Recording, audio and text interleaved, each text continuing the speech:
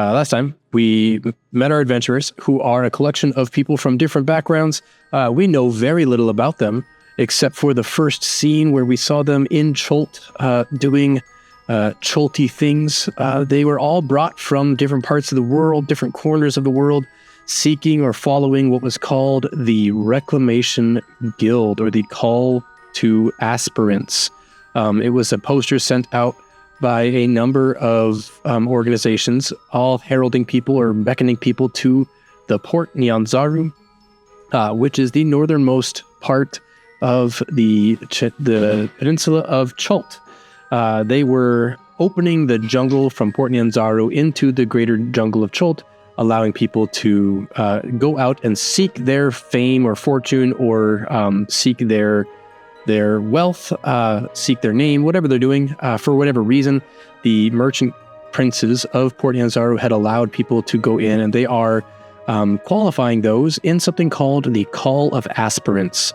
And that is a sort of moon, every moon, there's this daily competition or celebration, and the whole city becomes a part of it. And it is very celebratory in nature. Whereupon they set out the aspirants into the city, and they are either witnessed or followed or, inspired by or guided by the current guides of the guild, of the Reclamation Guild. So throughout the different challenges, there was a collection of people who are part of the guild already, and they would go with people and just, basically learn who is going to be guild members next.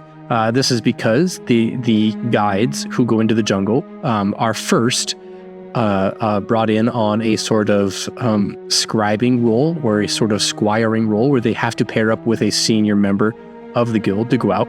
And all of that starts by being aspirants. So they want to find out who are next year's aspirants, or this moon's aspirants, because we want to make sure that we aren't, signing on with a bunch of bumbling fools. So they would occasionally pair up with them and watch them complete the Call of Aspirants. That is where we met your group. We met a collection of individuals. There was a sort of greenish genasi of some kind. We found them to be blooming flowers in their hair, telltale with their emotions. There was a human from the jungle, actually, who had found their way to Port Nyanzaru, and seemingly just on a mission to make new best friends. There was a drow blacksmith that we met under the subfloors of the guild, preparing and repairing different crafts for other people who were in the guild. We met a human-ish, cloaked in a wolf's pelt, and we met them. And the first one that we met was actually a rather shorter, stouter person. They had coppered skin, sort of like patina running up through their veins and spreading out, almost like a varicose vein. But it was definitely not the blue color you'd expect of that. It was like a greenish sort of staining of the skin, like they had almost had copper inside of their underneath their connective tissues. And that's actually where we're going to start, with one of our adventurers kind of splashing around in the salty brine of the harbor. And as they are, their skiff has been rent by the giant gaping maw in the harbor, as their companions are sort of thrashing about in the water. And there are different, there are current guild members pulling aspirants up out of the water into their boats, like their canoe, rescuing them. The largest behemoth that we saw last time has receded under the water, but we can still see their massive shell churning up the area. And most terrifyingly for you folk, and you can see dark shadows swimming in serpentine patterns underneath the water, their fins just beginning to poke up out of the top of the water. So there are sharks. However, we would see our camera sort of fade to a sort of bright-ish scene, the sounds of combat ringing out, the sounds of angry chants being in some foreign tongue, again, possibly Omnian. It could be somewhere from far off into the Sea of Stars. which is again far east and a little bit north of here. But we see a figure that looks like a version who could grow into the dwarf of our party. But Malcolm, why don't you describe as Parn's eyes are glazing over with the threat of drowning in the harbor ward of Chult before your adventure ever began? Why don't you tell us the story of your life, his life flashing before his eyes? So in that moment of scared, not knowing whether he's going to live or die, he thinks back to the only point in his life where he's been that scared before. The only thing that can kind of comprehend or something of similar fear. And he, in that moment, remembers his first time in the fighting pits. After the rebellion, after his family had been separated, and he was just a very young child thrown into the fighting pits. And the fear of not knowing whether he was going to live or die, the blood, the guts, the screaming, the begging for mercy surrounds him. And that was when he truly started to feel lost for the first time. Yeah, and I think we see it's sort of a enslavement, right? So there's possibly a party who has come in, a power who has come into his society, wiped out all the strength and resilience and resistance. So there are these red-caped, bald-headed wizards who have come in, and they're singing spells this way and that. And after the combat subsides, they take a number of different individuals, and a large number of them would be the children who were of no use to them. And so they're like, you know what? If these children are going to survive, they're going to be out of use to us. They're obviously not going to be able to learn magic from a simpleton society like this. We don't have enough food to feed all of them, so we'll throw them in there, and the ones that survive will get fed. It's these horrible folks sitting atop the makeshift fighting pit, and they'd throw a baboon into the pit or something, and they would the children would scatter and run.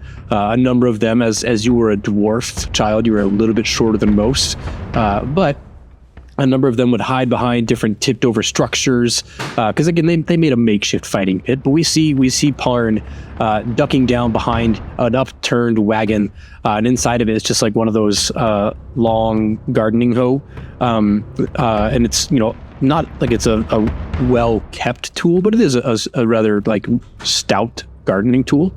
We just see like the camera would like zoom in as his knuckles clench around it, and it goes from like the typical flesh color of knuckles to the white of squeezing too hard, and then we start to see a little bit of that patina break out between the white. Tell me about his psyche as he goes through this flashback. Yeah, as you stated, he's a little bit younger, so just by not being able to walk as fast and being, lower, people kind of brush by him, so he's able to stay towards the back a little of the group of children, and he's momentarily, fight or flight, and he freezes. He's not really sure what to do in that moment, and as the people in front of him either continue to fight and die or run, he's eventually left at the front of the line, and he decides in that moment that it's fight time, and that's the only way that he understood how to face the problem right before him. Yeah, so he, there's either a collection of dead or injured in front of him, and some of the kids have fled behind him where they've been pushed back into the pit. And now there's just, they happen to have, one of those very large territorial, like mandrake or some kind of like toothy primate. And it stands over, it's hunched over shoulders, and it just screams at him. Do you pay any mind to the other fighters in the pit with you, or is it solely a you thing now? At that point, it's me versus whatever's in front of me. The other children or combatants, as long as they're not coming after me, they don't matter. Yeah, so you seeing there's no way other than to deal with this creature, it begins to run at you, and Parn in his very like primal way screams at the creature and runs forward with the gardening tool, or the plowing tool. It's a little bit sturdier than a gardening tool, and he meets right before we see him collide with this creature. We get the flash of blue. We see Parn reaching out, older Parn, current day Parn, reaching out, grabbing this piece of driftwood. As you look around and you see there are 4 of your companions around you, more or less struggling less than you, because they are not as dense or as thick or as small as you. So again, as you are clinging to this piece of driftwood that is like even less of a skiff than the one you rode in on, there's a hand that reaches down, a sort of like I think you recognize Guchamog, the black dragon boar with the horns pointing around, and he's having a good laugh about it. He reaches down, he's like, "No sense in dying, small dwarf," as he like holds out his hand to pull you up on the canoe. You see there are a collection of other people who have taken their coin and hucked it into the brine and begun to swim towards the opposite side. On the map that you guys are on, I'm going to switch the screen here. So the map that you guys are on, this is the harbor ward. They had you get on the boats. We're not going to snap at all. We had you get on the boats about here. You sailed out in your little skiffs right past this statue. And whoops, it's healing here. And when you got to right past this statue that's in the port, that's when Aramog the dragon turtle breached, steam exploding, these channels of steam being blasted, almost like he was targeting with a breath weapon, destroying the skiffs from under you, just enough to cause you to careen off the skiff into the water. But you do see some people have begun to swim past that point over to the docks, as that was the instructions you were given. Go from here to here, meet Aramog, perform the rite of Aramog's rite, and then swim across the rest of the way to the other side. Can I still see the sea turtle kind of swimming down there somewhere? Yeah, it's again, it's swimming less for to menace and more to like create turbulence in the water. So they are swimming rapidly. Yeah. Their large body is sort of churning it up. They're probably about 50, 60 feet underwater, swimming very quickly. Can I send them a message?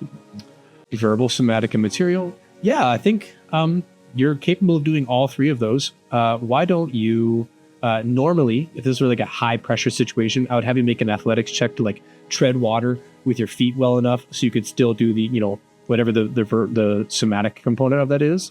But it's not really a life or death situation. Yeah, go ahead. You can send him. You struggle. You really like. I think you just give up. You do the verbal component, and then you sink underneath the water layer. And you're like, oh yeah, she's not very bright. So I imagine that I wouldn't be able to do 2 things at once, like swimming and talking. But she still thinks that this is a game. So I'd like to send a message and be like, "Hi, I'm so sorry. Thank you for the whirlpool. Do you think you give my friend a ride? I think he's drowning." You send your message out, and the turtle just continues to swim in this aggressive circle, seemingly like you think you see maybe like one of his, because they have like a tri-state eyelid, and like you think his outer eyelid like looks at you, and then like sort of smiles a bit. He doesn't have like facial muscles like we do. It's just a maul. But you think you see just a slight upturning of the side of his jaw as you're like, can you give my hand? Yeah, and if he doesn't do it, it's like, "Oh, do you think you could like throw us so the current pushes us in that direction? Like, you're a doll." And then I would like throw something else shiny in the water, because that's what the game is, I think. Yeah. What are you throwing in the water, you said? I don't know, something shiny. Maybe I have gold on me. I don't really understand gold. That's not what we use at my homeland. So I do have 10 gold pieces on me, so I'd throw a gold piece in the water. Yeah, they did give you, just for reference, they did give you like the ceremonial coin that you were supposed to throw in. I threw that in immediately. Okay, so as soon as you chuck your coin in and throw another coin in there, there is the whirlpool has begun collecting all of these coins, and he stops swimming and just goes to the bottom, and all the coins begin to go into his mouth, as he just like now sits at the bottom eating all these coins, along with yours that get sent down there. And we hard cut back to Guchamag, the Black Dragonborn, standing on a comfortable raft, holding a canoe or so, holding an arm out. No sense in dying, dwarf. I take it with no hesitation. So you reach down for your hand, and he pulls you up, and like it's beaching a large sea bass. You hit the deck, and you're kind of like, we see Parn having a hard time come to. What are the rest of you doing? We know Lorelai, probably her flowers have changed to blue, and they are just cascading off of her, and she is swimming as fast as she can. Nice. She doesn't care. She sees the dock, she's gone. Perfect. And I don't know if we talked about just the color of the flowers that bloom. Does they, for my sake and for everybody else's sake, is it the species of flower that blooms differently, or is it only the color? Like in water, does she have like water lilies that bloom? No, it's just the color. So it's the same flower. It kind of looks like a tiny daisy or black-eyed Susan, but it's just the petals change color with her mood. So we see Lorelai take off like a little water missile, just swimming. The sharks swimming underneath her. Never like occasionally one will bump you. Do you have a reaction? Probably just like a sob and just keep swimming. All right, so you're swimming out. What are you doing, Sage? I imagine that I would think that somehow the turtle dragon had his dragon friend help him, and I, half drowning, would just be like, "Oh my god, thank you! You're so great."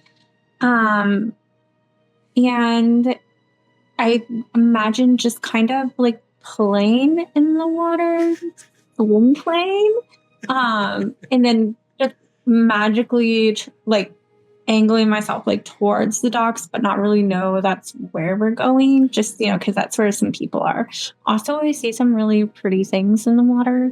People look like they would be new friends. So yeah, there are some very pretty things. They have these gray leathery hides. They have these nice black tipped dorsal fins. I can't really imagine having seen sharks before. No.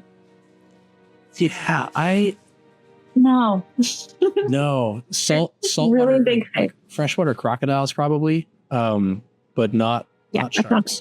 Okay.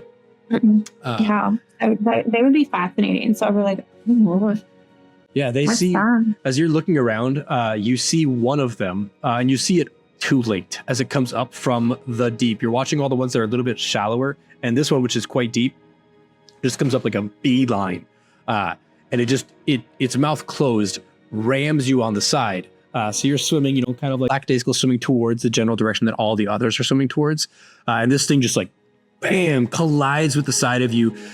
Because it's water and it's coming from the bottom, you probably like roll over a little bit more than you do like bump straight up, but like not a friendly maneuver. Would I notice that, or would I just think they're playing tag? I'll leave that up to you. You've never been attacked by animals, have you? No. Or attacked in general. Good. We're going to have a world of firsts for you. Excellent. There is no damage. There is no attack roll. It is just you are being harangued by these sharks in the water. I guess I'm it. And then I would like swim towards the other one. Oh yeah, so up ahead of you, you see Fang, our human-ish friend. I say human-ish because as you can see by their character art, they are just because I haven't posted that in a while. Okay. So we see you see this person swimming in the water You didn't bring a coin, Fang. What are you doing as you see this whole scene unfurl? She's like, oh, we're swimming this way. Oh, now we're swimming that way. And we just headed back, I guess. Following the crowd. Yeah, the crowd is continuing straight on through. So you and Lorelai are swimming with the crowd. Just leaves you, Zenthar. I mean, I think realistically he would just kind of stay still, just surveying the field, like the everything going on. And then I guess once he sees how Parn getting helped onto the boat, he probably would head towards that one. Trying not to really flee, but like, okay, this will be better than in the water, just like slowly. He won't rush to it. He'll just like calmly, as best as he can, go that way. Yeah, you arrive at this this canoe with Guchamog and Parn now like still sort of gasping, just drenched and miserable. And Guchamog looks over at you and he's like, "What? Lost your nerve?" I guess we'll look. How far is it from the quote unquote other side? I wonder if this map is to scale. Let's see. Is it roughly 300 feet? You've already gone. Okay, sailed out a ways. I feel like in that moment he would, I guess, irritated like, and it'll just, I guess, turn around and just go that head that way. It would get a steady pace going. Yeah. Well, the sharks seem to bump up. You would probably see one person like get a cramp, and a shark would like swim up underneath them and like hit them enough to like keep them above water, while another boat, like another canoe, would come over with another pre-guild member, like, a level 1 guild member, and pull them up out of the water onto the boat. Like, not really in a rush to get them away from the shark, more in a like, oh, that shark, they were starting to sink from cramping, and that shark pushed them up out of the water into the, oh, okay, they're in the boat. That's fine. I just gotta keep swimming. And eventually, when you get to the other side, you are met by the harbor master, and their name shall forevermore be known as the harbor master. I don't have a name for them yet. So you're met by the harbor master. Harbor master. Yep, that's their name. They extended a ladder down off the wharf, and they pull you guys up. And as you guys are, those of you, so that would be Lorelai, Sage, Zenthar, and Fang. As you swim across, they would probably return your equipment to you, because you wouldn't have wanted to like jump into the water with all of your stuff. So they would return your equipment to you. They would offer you towels. They would, they're getting different like pats of congratulations. There's, excitement. Guchamog sails his little boat over and just like dumps Parn onto the dock. He's like, well, I guess you got the hard one over with. Sorry for giving you such a hard time. Looking at Lorelai, he's like, sorry for giving you such a hard time, but I promise it gets better from you. And he'll like give you a sort of like too rough of a pat on the shoulder. You're tough for a flower. Yeah, she'll thank you. I do believe you owe me something though. A beer, perhaps? Aye. Fine to be at the brass tack. I'll buy you a pint. As for this one, I think he drank enough brine already. No more for him. As he he goes to help you up, and he's like, not everybody can keep their nerve in the face of death. As he's like helping you up from your prone posture. I look up at him, and that's just what you got to do sometimes, regardless if it's easy or not. Aye. Well, I believe you'll want to check in with the tally master before you go. Oh, and just as a good sport, don't mention the details of the trial to the others that you encounter prior to the afternoon call. wouldn't be kind if you gave it away that there was no real danger out there, is it? Would it? I still thought there was some danger. Oh, you think we would let? Oh no, you misunderstand the guild. The guild is not about publicly executing to score. And you look at, and there's like just about like 40 people pulling themselves out of the water, either on this side or on the other side, or on the boats coming through the water, like being hefted out of the water.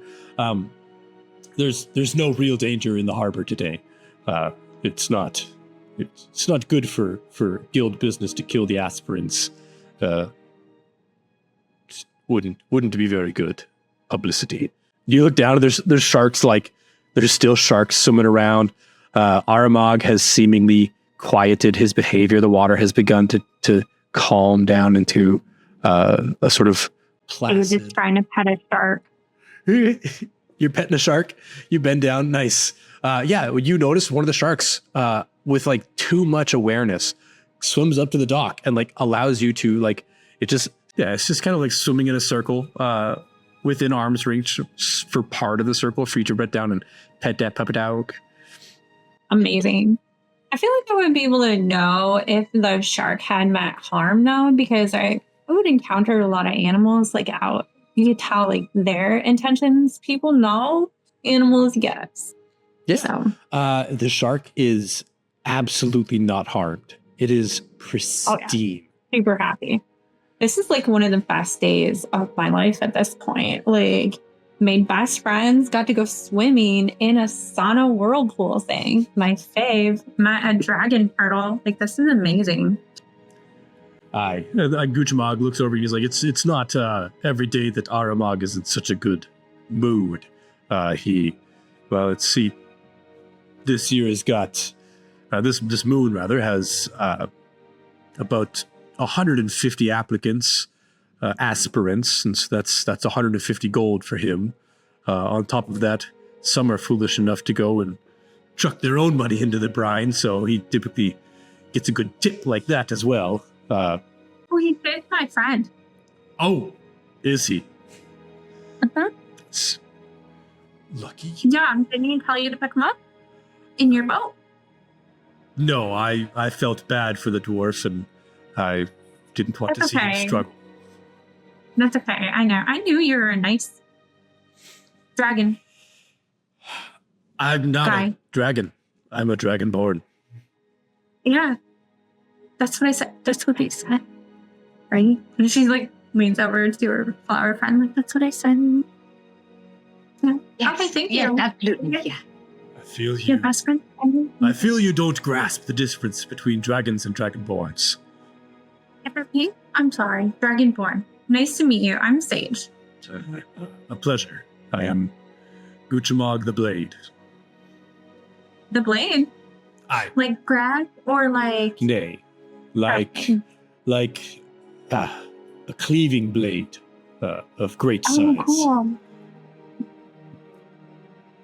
Can I see what kind of blade he has on him? On him, he has a short sword. It is belted to the hilt. To the thigh.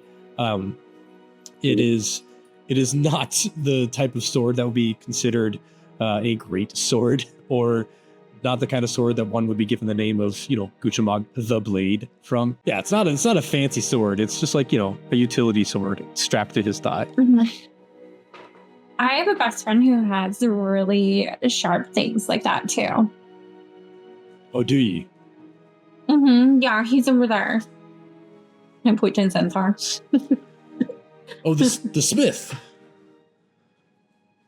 What? No, that's not his name. No, he's not.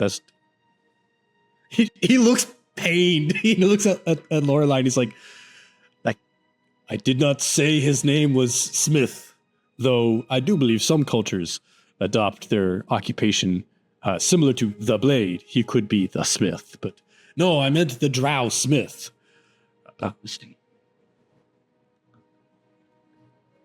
She's literally hard blinking at you. Yeah. He looks like he looks. She thinks you're inspectively. crazy. He looks inspectively at Sage, and he's like, "Right. You have completed the first, well, rather the second challenge. There are two more in the midday call, but he'll hold his hand out for one of you to hand him your scroll case, because you wouldn't want to take like a full scroll into the water without it being waterproofed. I would totally think he's trying to shake my hand. So while he's shaking your hand, he holds out his other hand towards, I guess, to Lorelai. Yeah, Lorelai will put her scroll in it. And while his hand's just doing this, like, get there, work. Right. Pours out the scroll into your hand. Come now. What do you see? I don't know. What do I see? Well, at the front of the top, it says you have the first riddle 1, which says, "Oh, right. Where claws thunder and coins fly, follow the crowd and trumpets cry. 5 beasts bound with fury and grace, find the stables, then place your faith." And there is like a sigil, like a perfect circle that's just like bare underneath that. Beneath that, it has the riddle for test of nerve. We said this before, but just for the interest of posterity, where tides breathe, steam, and old coins sleep, your courage must be sharp and deep. Sail your fear where the old one feeds. Leave your offering, then go free. And beneath that, you see a blue sigil in that perfect circle. And it has, it's not like a emblem of any kind. It's just a sigil, like a stamp, a spirally sort of stamp with a triceratops in the middle. And he taps that part, and he's like, again, while still shaking hands, that bit there, that be the blue sigil of nerve.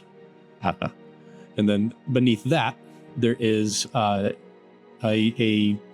part that says, 2 mouths claim 1 meal with teeth exposed. To feed the wrong may starve the just. Find the circle where silence listens, then cast your word or break your trust. So he would point to the top riddle and say, that be the test of instinct, and point to the bottom riddle and say, that be the test of judgment. Neither would be as harrowing as the test of nerve, hence the test of nerve. The other two may be more, and he looks at Sage, your pace. All of your paces. Yeah, when Fang gets out of the water, he's going to, probably not on purpose, but end up standing by like the only dry people and shake off all the water. Nice. Yeah, there's like how often do you bathe, Fang? Oh, you don't need to know that. Perfect. So there's, along with like the water droplets being shooken off, there's also insert time interval of dirt and grime and possibly, because it is a jungle adjacent, so there's insects, like there's some stuff in your coat, in your like apparel that's not just sweat and water you're shaking off onto these folks. And they look at you like you have leprosy or something, like one of them like goes and like cleans up his brow. He had just gotten out of the water, just avoided being eaten by sharks and Aramag. Are you still petting the shark, Sage? I would notice that our wolfy friend like looks cold, and I think I would want to try to give him whatever towel thing they tried to give me. Sure. Okay, so you've since stood up. Had you stopped shaking Guchamog's hand? Oh yeah, after the squirrel things, I get bored really easily. I'm sorry. That's okay. He will go and starts discussing the rest of it. But yeah, yeah, he started talking, and it was a bunch of words that I do not understand. And then I was like, oh my god, my wolf best friend who fed me really great meat, they look cold. Yes, they do look cold. So you help them dry off, and the group around them sort of like give you clear way as they all they all take out their scrolls and they all look and they're like, hey, like, they're celebrating like, they got an A+ or a B- on their final or whatever. So, they're all excited that they passed this test. A couple of them who got hefted out of the water, they look at theirs and it has a black sigil. And it does not have the ornate triceratops in the middle. It just has like a black sigil, like someone stamped and then turned the stamp as they pulled it off. So it's got like this, hurricane-esque, cyclone-esque black sigil. And they're like, oh, you got the shame. Oh, you couldn't stick it. Like, they're harassing each other. The people who some of the people who gave up got the sigil of shame. Notably, the people who got dragged out, the people who the sharks were like pushing people to the shore, they did not get the sigil of shame. They also got the test of nerve. It was only the people who willingly got out of the water. At this point, you notice Tallymaster Hama coming over, and she's like, again, we described Tallymaster Hama as being a turtle, a turtle who is larger than life. They are very, very large. And they come over and like waddling over, and they're like, right, you lot, clear out. We need to reset. You up there, switch out the druids. You hear like a dog whistle as the sharks all come to the surface and begin de-wild shaping. And they are humans or elves or just humanoids. And they come up out and they start to prestidigitate themselves clean. I don't know if the druids get prestidigitation. So they just start to clean themselves with magic. Meanwhile, they pull in a new group. And they begin to like take on the sort of like, so they all begin to fall into the water and swim, and they head down. And she pulls out, there's like a sort of, bookish sort of gnome who comes down from the bank, the gold bank of Nyanzaru. And he hands over a new like chest of gold coins to Tallymaster Hama. And she picks up the big chest and like, he's holding his huge chest for him. She's like, blink, picks up this chest of coins and walks back to her other side of the harbor, leaving you lot with a collection of kind of like people. They're discussing, oh yeah, we need to head over to the trial circle for the judgment. And other people are like, no, I'm going to the dino races. Yeah, like they're all excited about the dino races. And they begin to. You are the last once again, just like leaving the luncheon. You're the last ones to leave the docks, still lingering there. What are you doing? Well, are we off to the next trial then? I think that's a good idea. And then suppose. Well, which one would you like to do? Instinct or judgment? I was told that I'm very instinctual. Great. That settles it. Instinct it is. What instincts are we looking for? What are we trying to smell? Oh. Maybe judgment. I always felt that it's not very nice to judge people. You're supposed to keep an open mind. But sometimes you just can't help it because people say really dumb things. So I was told. Yeah. Mm-hmm. So I hear. Is that so? Well, let's just go this way then. How about that? Just follow me, and I'll start walking towards the dino races. Perfect. So there is a small section of town that is set up. We're going to you would know from doing your research about Port Nyanzaru. Dino races is an absolute like staple in this town. It is daily excitement. They have gambling dino races. There's something called the Grand Run, and it doesn't happen as often. But the Grand Run starts at the upper gate. And this is a race that runs through all of Port Nyanzaru through the streets. So they close up the shop once a day, and they run this race that runs the full length of Port Nyanzaru. And it is a very exciting part of the day that everybody pays attention to. This, however, so if you're heading to the same area, it'll be the same start point, but this race is much shorter. It doesn't run the full length of Port Nyanzaru. This just runs around the merchant villa, the merchant prince villa. So it's just like this. And the starting point is of the same, up by there by the dino stables. The dino stables are kept outside of town because the dinos, obviously, you don't want to have dinos in town, just stinking up the place or attracting, all the things that come with dinos. So out here by the old city, way up in the corner, there is a collection of dinos up there, and that is where you would be heading to start the dino races. Trial of Instinct.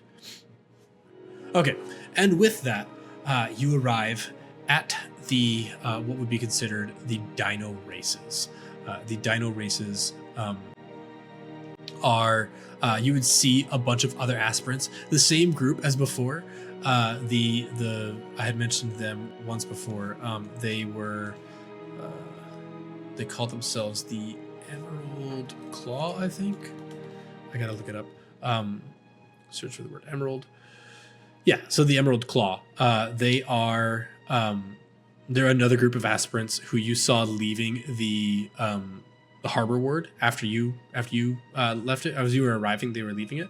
And they are composed of I have it here. They're composed of Emerald Claw. They have a gnome. They have a gnome. Little creepy, chipper. He looks like he's wearing these moss-drenched robes. He has a tangled hair full of beetles. His eyes kind of look like oil slicks. They have a dragonborn. He has crimson scale armor with an ivory crest. It's polished to absolute perfection. They have a tabaxi. The tabaxi is dressed in dappled gray fur. They have little trinkets all over their tail, tied onto their tail with little elastics, little trinkets. They have a fire genasi, and they are every bit smoldering coals, robes that seem to shimmer with heat waves. They have ink-stained fingers. Particularly, they look like they've either dipped their fingers into soot, but it looks, as you get closer, it's like ink. There is a human. They appear to be wearing the holy attire of the god of death. They are wearing white and gray robes. So all of that. And then the last one is the one that they all refer to as Captain. And he is an Aarakocra. And he seems to have nothing exciting about him. It's very, very downplayed attire. Except that he is an Aarakocra and he is a parrot.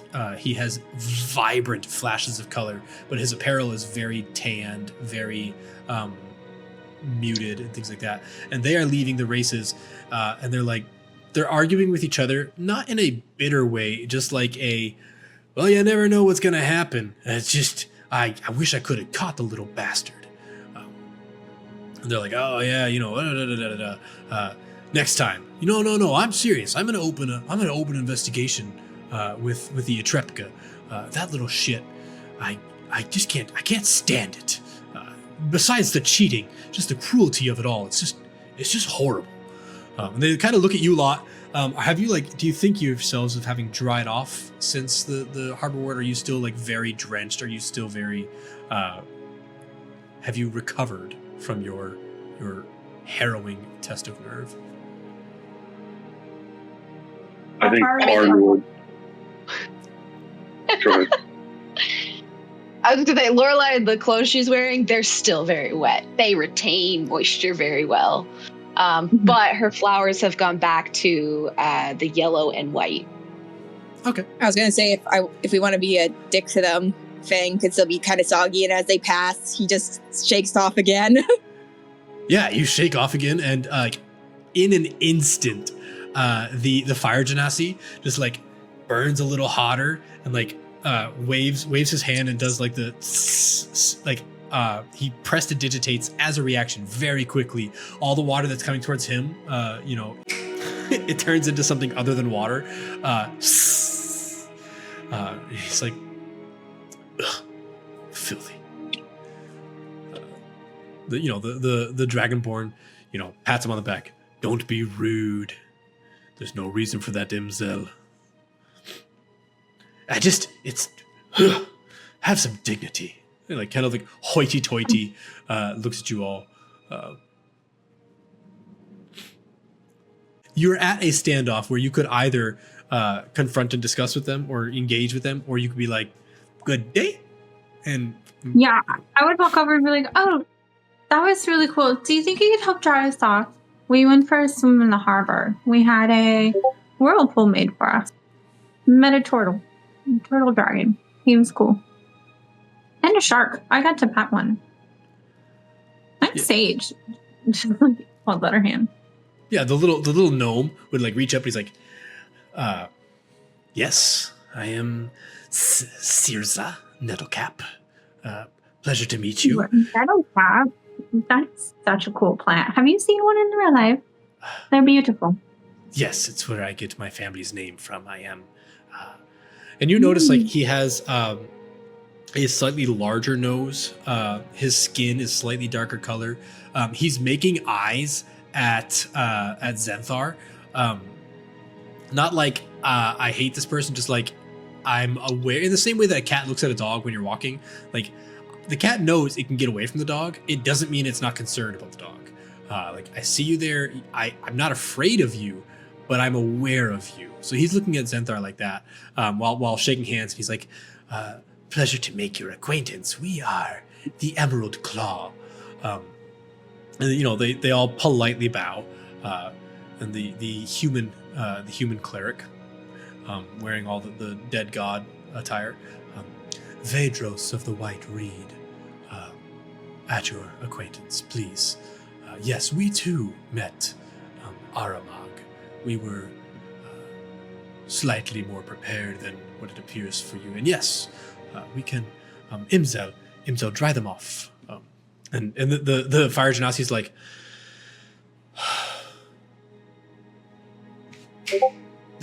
very not into it, but he snaps and like, you're all, he will apply multiple prestidigitations to dry you off.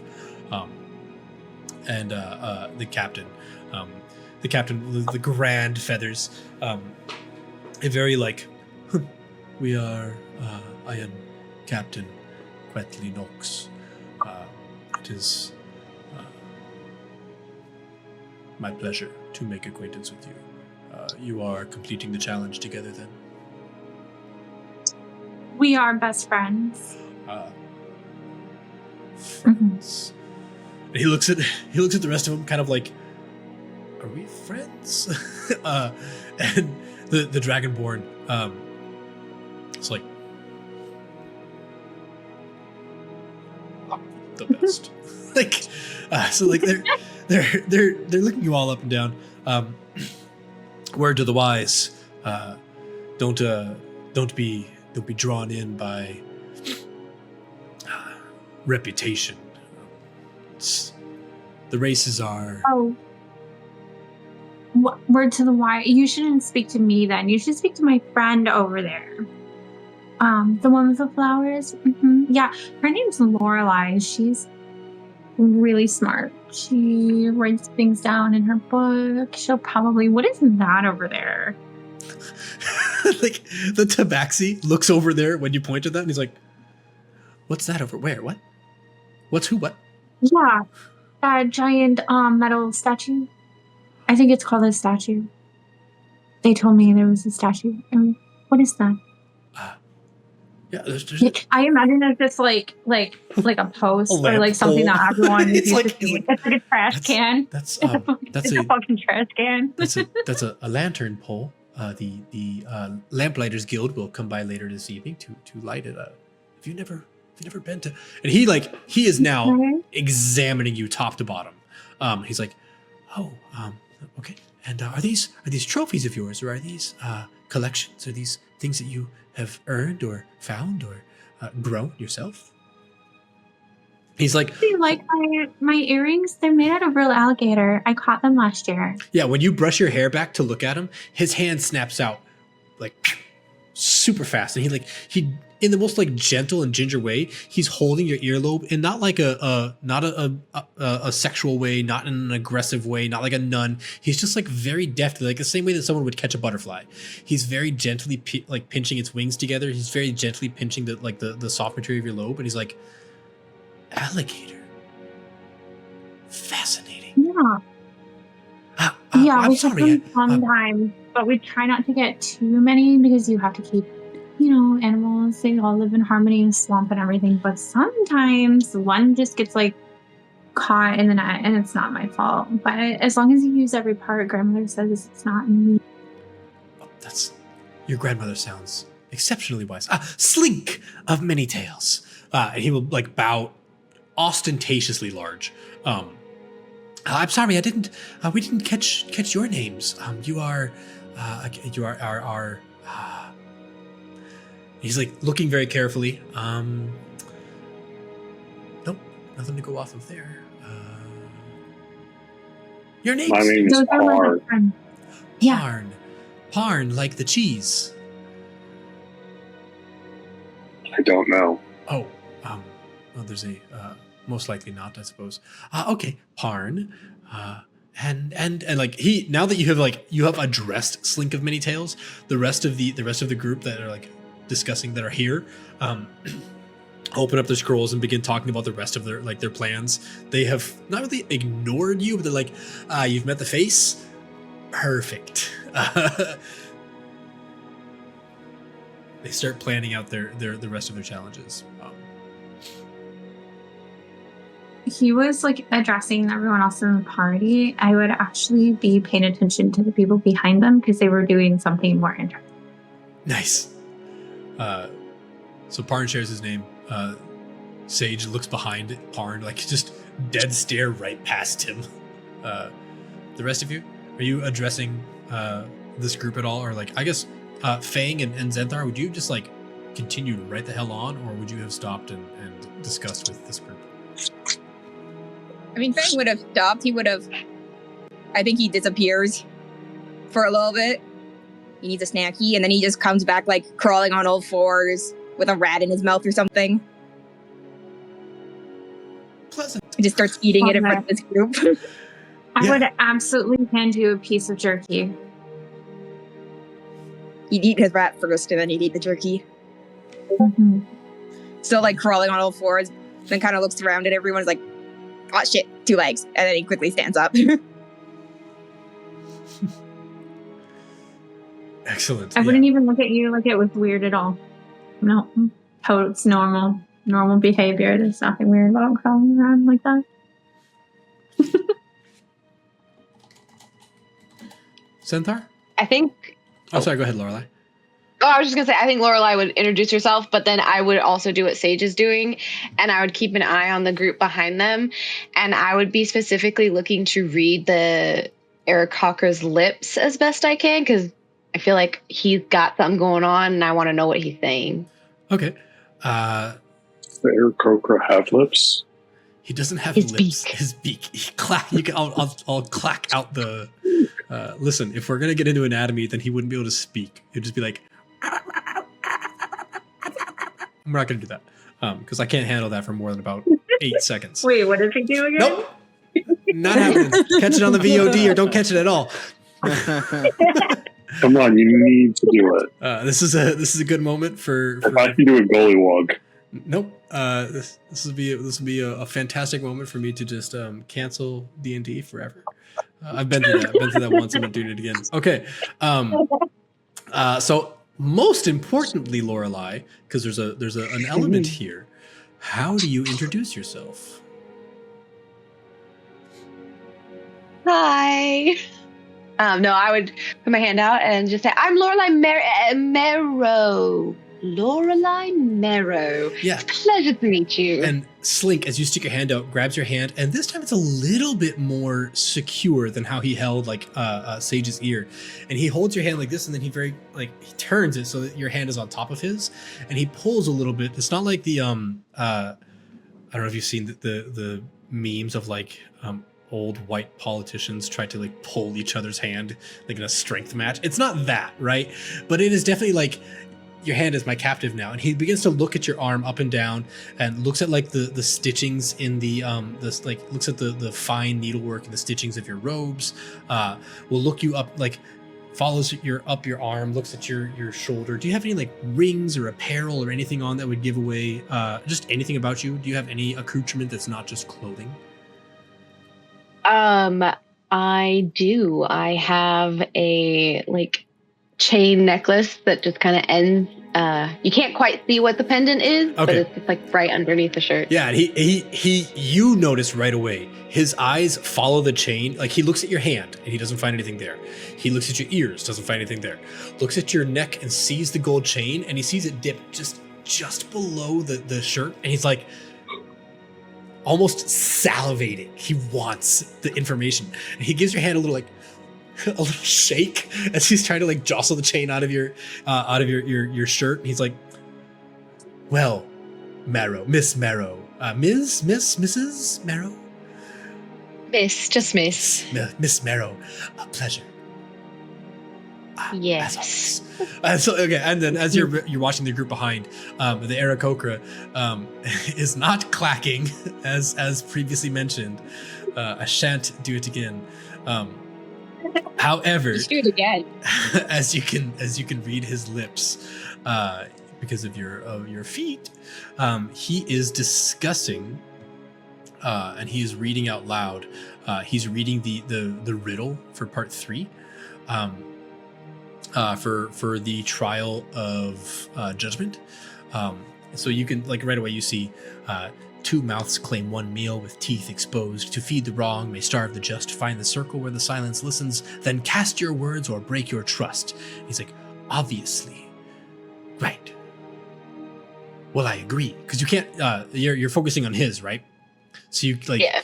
Okay, so he and the wizard are discussing back and forth. So you can't hear what the wizard is saying. I can't read the wizard's lips unless you're like, it's like the wizard has their back to you. So you can only see the Aarakocra speaking. I say wizard, but it's the Genasi. And the Genasi's like, the Aarakocra says, right. Well, I believe it'd be at the Mzansi Plaza. Right, it's probably a trial or performance. You spoke with the arbiter? Right, okay. And do you have... Right, the law, right, for all 3 then. Yes, the 3rd. Okay, so I wasn't able to find the Utrepka, but guild law and merchant prince law, you have those. Okay, and you are learned enough to... Yes, don't worry about the judgment. If we go at it together, we are more likely to succeed. The opposite of the races. The races were spread. Yes, I know. Yes, we had to cover our... I know you didn't win, but it doesn't... Listen. Mm-hmm. Okay. And like he ends the discussion there. And meanwhile, the Tabaxi's like frothing at the mouth, trying to get that... He just wants the juicy detail. It has nothing to do with your appearance. It has nothing to do with violence or thieving. It's just there's information he doesn't know. And he needs to know. The Aarakocra, I think as you're watching the Aarakocra, you see the human. It's one of these things where he's like,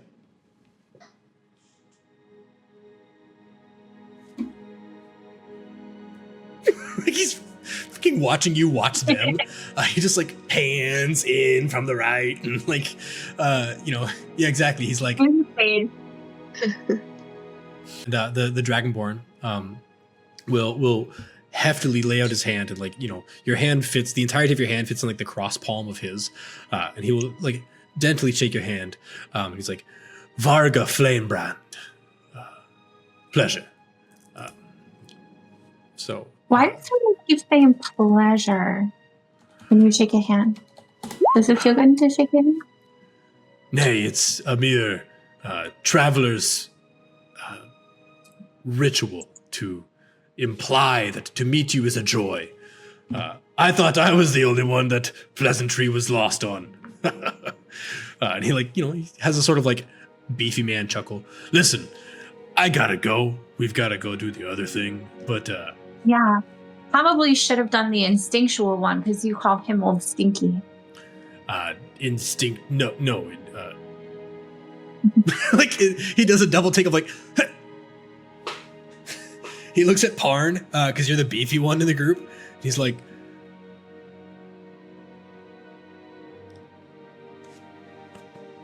just like a quiet. He thinks about talking, decides not to, and just I just slowly nod. And the Tabaxi at this point will finally release Lorelai's hand, giving up on shaking the chain loose. And he's like, intriguing. I hope that you, we see you amongst the guild. I heard there are too many applicants this time, so it's not just going to be passing all four, it's going to be passing as many as you can and outranking the others. They only take 100, I heard there were at least 300 applied. But I'm sure you'll make it. You passed the nerve test, right? May I see your scroll? Lorelai will hold it up for him. Yeah, and he looks at the top and it's like Lorelai M, and he's like, he thought he had you. He's like, okay, well, then yes, I'll find you in the guild afterwards. Best of luck to you. And like he heads back as the Aarakocra is like clacking his beak, trying to get everybody to come back to him to like head out to the other trial. Yeah, and they like walk off the other direction. Fang, you come back with a rat that you said you wanted to go get the new group, also get them a rat. You come back with another rat in your mouth, and they are departing. They're no longer there to take your. He gets another snack. Yikes! Dang. I feel like Parn would sneak out at that point and just look at Fang like this, like to the rat, like. Oh yeah, Barn. I need to put Barn. I did. Look at this. So much better than the last campaign because when I make myself notes, I actually do the notes. Show two players. There. So that is Barn. Barn is this sort of. We described it as a sort of like well-known Groot friend, but not illegal. Not a infringement. Okay, so Barn is Sage's familiar. And where does Barn hang out when he's not begging for a free rat, or when he gets the rat? What does he do with it? Oh, I imagine it would literally disappear into his. I don't know if it would just like if he couldn't actually ingest it because he's just sticks. If it would just like, scurry out the bottom of him and run away, or if he really would, but. He's sentient, so I imagine. You would know. Sentient-ish. You would know. Yeah. You would probably have seen it. I think this would be a flashback moment that we can dive into at the beginning of next session, maybe. But for now, we're at least going to broach the topic. You would have seen there are plants in the jungle that not only snare material like a Venus flytrap, but then they secrete a sort of acidic bile or a basic bile that will break them down into a sort of slurry and seep them up like nitrogen from the soil. So Oh yeah, they're amazing. 100% Parn could eat organic material if you gave it to him. He would just like open his little flirkin mouth. I love it. And like the best thing about Parn is he's made of plants, so he could just open it to whatever width the thing you gave him. I mean, if you gave him Fang, he could like with enough time just like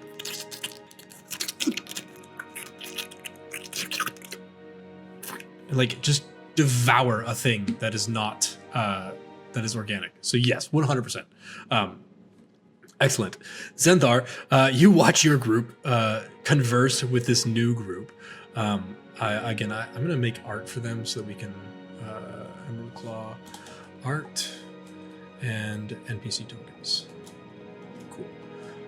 Cool. I'm going to make art for them so we don't have to keep imagining them. We can actually see them. However, you watch your group more or less interact or engage or just ignore the Emerald Claw group of people over there.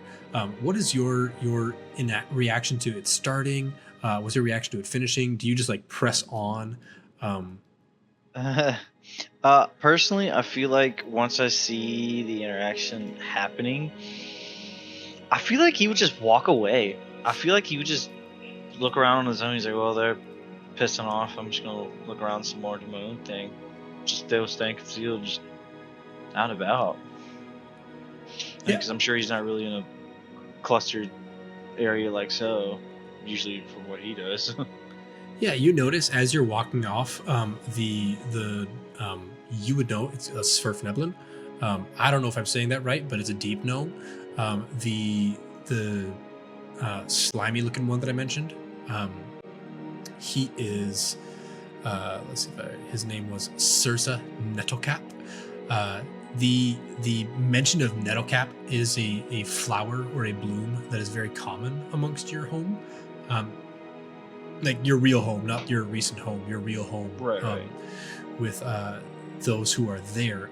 Does it call back any memory or thought to them when you hear the word Nettlecap, or do you kind of like I know you walked off immediately after he like introduced himself, but would you have had any thoughts back to them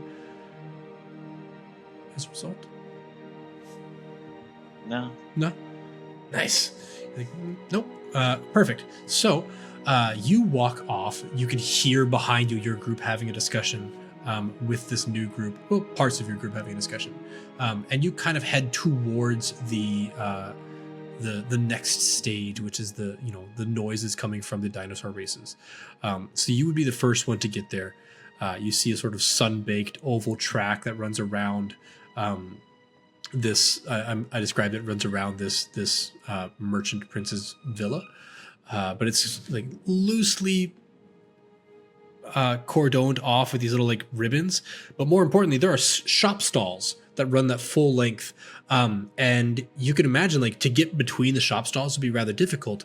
So if you could just like, it's like the running of the bulls. I've never been there. I've only seen like clips of it. I've never seen the actual thing. So if it's not the truth, then I forgive you. I forgive myself. But essentially they're just going to set the dinos loose and they're going to run down the path of least resistance, which is this little loop around this building. So you arrive at a sort of like starting and finishing line. There's tiered seatings like lining the edges. You can see there are guild members, street kids. There's a few merchant princes. The scouts of merchant princes with clipboards. The air reeks of like sweat, fruit peels, and dung. It's noisy, it's hot, and people are tense. But you do see a sort of burlier gentleman. He has this sort of like rich chestnutty colored skin, very tightly curled black hair, kind of like held back via a maroon colored bandana, and he has a large spear, and he's kind of like speaking to a group of people who are walking up.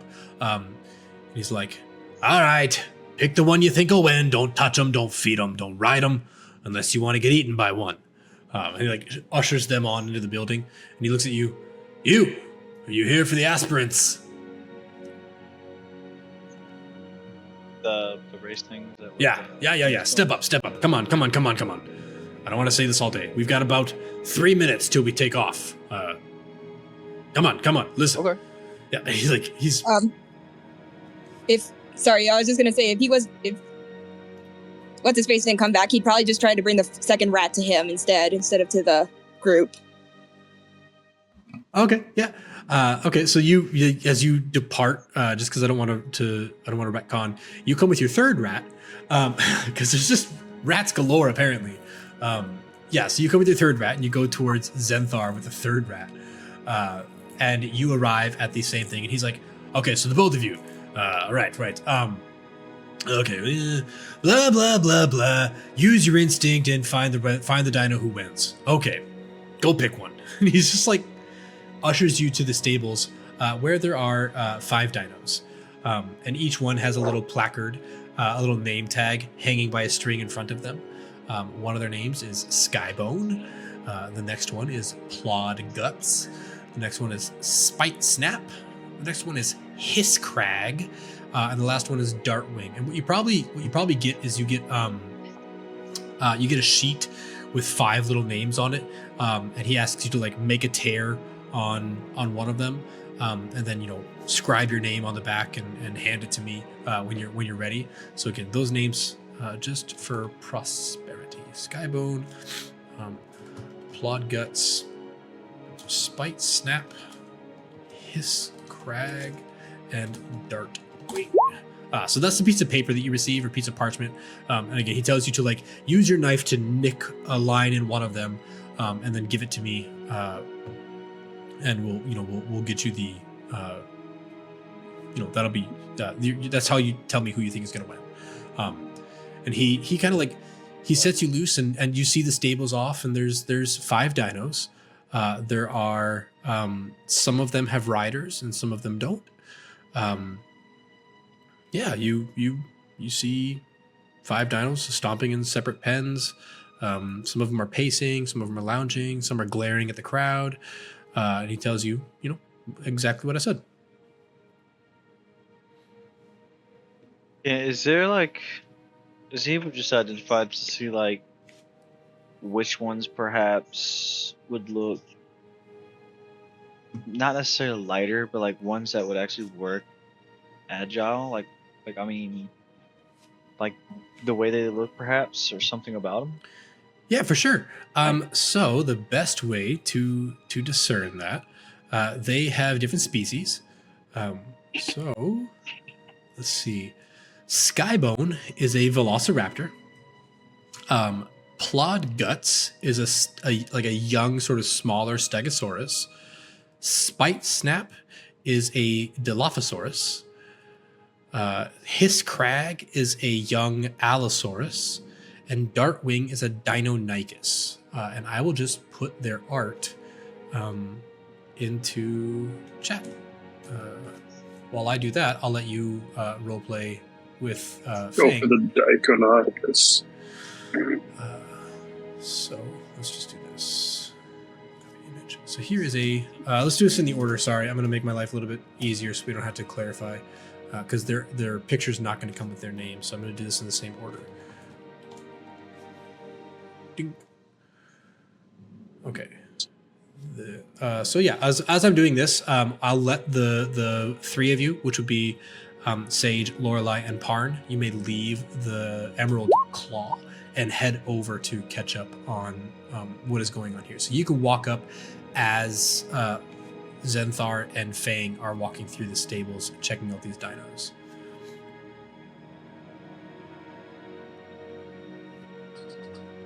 I feel like I would try to pet them as I pass. Yeah. You reach out. Some of them are friendly enough to be pets. Some of them are not. I think Lorelai would go up to Zenthar and just be like, "So what are we doing here?" Pick who you think will win. That's it? Yeah. At least What do you think? The pictures are loading. Sorry. I'm looking at them, but they haven't finished rendering in yet. Yeah, the game's still loading. I mean, I feel like before anything, I think he would just. My vote's on the small one. I think the rep. Is it a straight race, or is there obstacles? It's through the entire city. So it's normally through the whole city. This Not race, the I'm blue gonna one. let me pop you back on the map just for a moment here. Boop, boop. Oh, come on, mouse. Yo.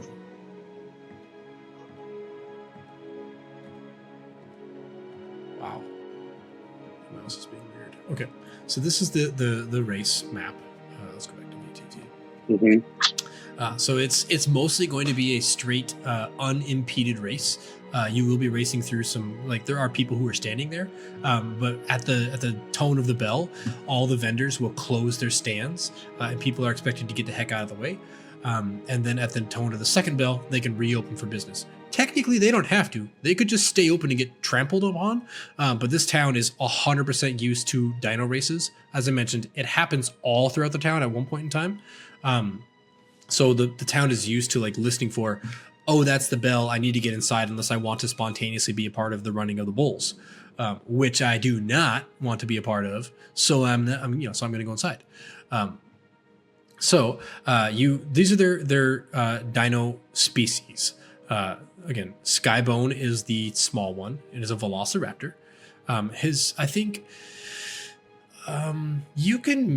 We don't make a whole lot of checks in this campaign yet. If you don't have the knowledge yourself, you can make a nature check, and I'll tell you something about their speed depending upon your knowledge of their race, their species. 5 different rolls, or like just one? Just one in general. One in general. I'll kind of give you the because it'll be like all your dino knowledge.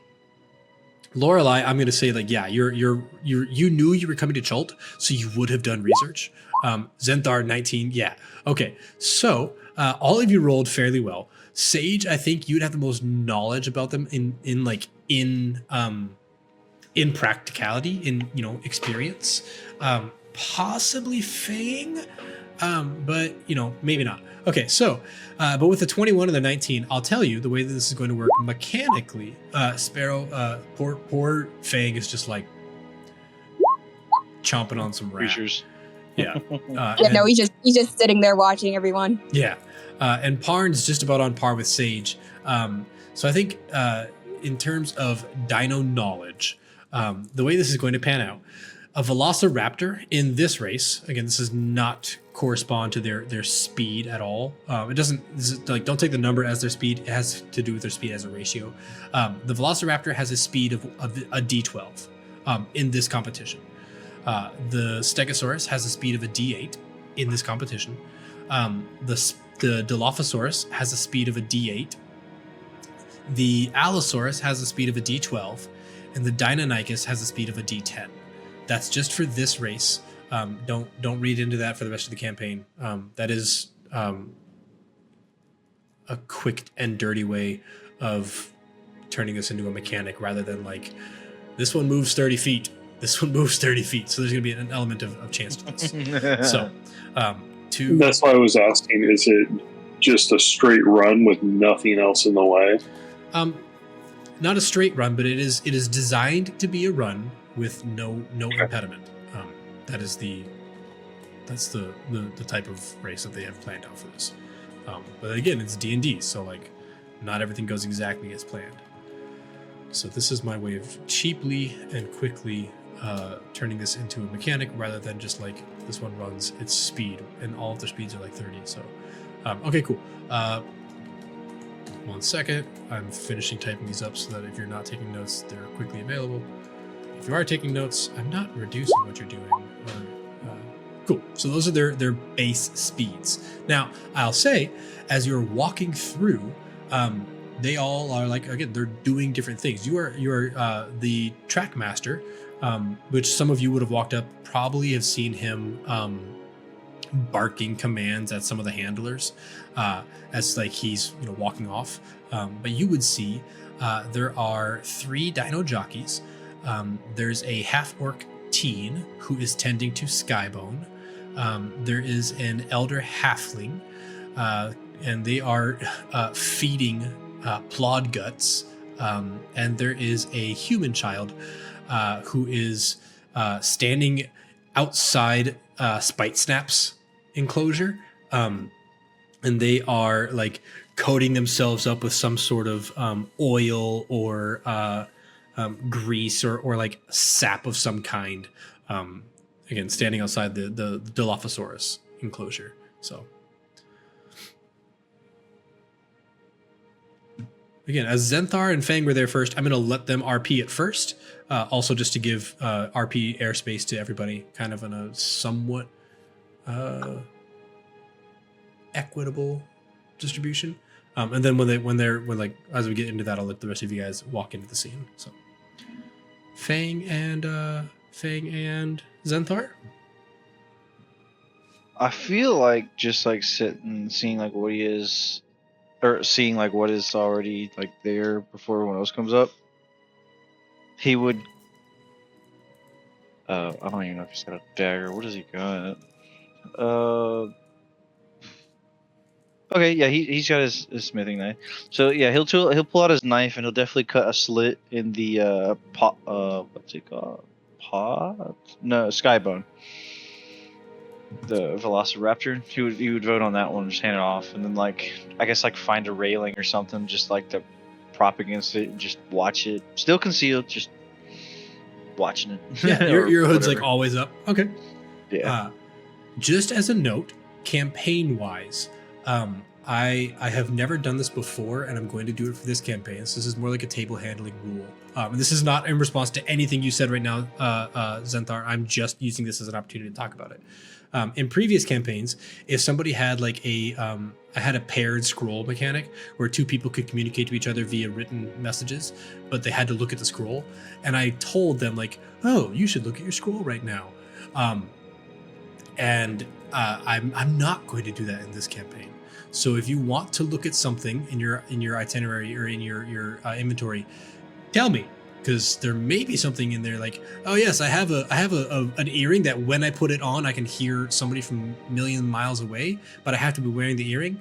If you don't tell me you're wearing the earring, we're gonna lean heavily into the RP of that. So like, if you want to look at something, just tell me you're looking at it. Cool. Again, that is not in response to anything you said, Zenthar.